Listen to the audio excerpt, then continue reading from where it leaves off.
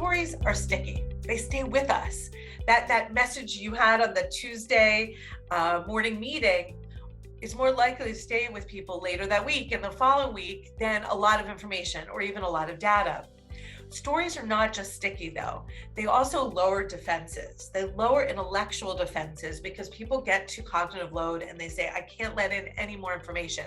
But as soon as they hear a story, since our brain is wired to stories, they let go of those defenses and really allow more information to come in. So it's really powerful. And we know our brains are wired for story because we know that humans have been telling stories for tens of thousands of years, whether it was around fires or in caves, in towns, in cities, in villages. People have always told stories, and it's the way we teach our children mores and values of our culture. How religions communicate to children to understand is through storytelling. So we know that it works. It not only lowers defenses, it also creates something called co-creation and ownership.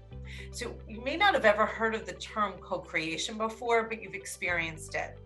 If you've read a book or listened to an audiobook that's become a TV series or maybe a movie, you have experienced this. I'll give you an example. I loved the Hunger Games trilogy, and when the movies came out, I watched each one of them.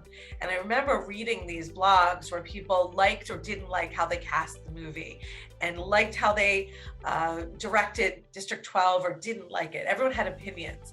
And my first thought was, people have way too much time if they're criticizing this. Of course, the irony is I'm reading the blog. So, obviously I had so much time. My next thought was, maybe there's something to this. Why did they care that much?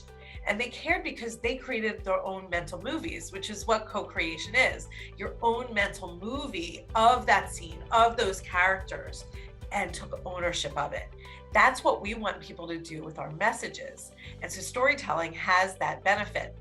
And it also creates something called a near experience. So if we hear a story, it's as if we experience it ourselves. It's only slightly removed. That's why we'll tell stories to our kids as cautionary tales, or maybe you're new in a role and someone who's previously had that role said, hey, watch out for this situation. Or when you're speaking to the leadership team, go about it like this because here's how I messed up or what I didn't know. And it works because it creates that near experience. So stories are really powerful.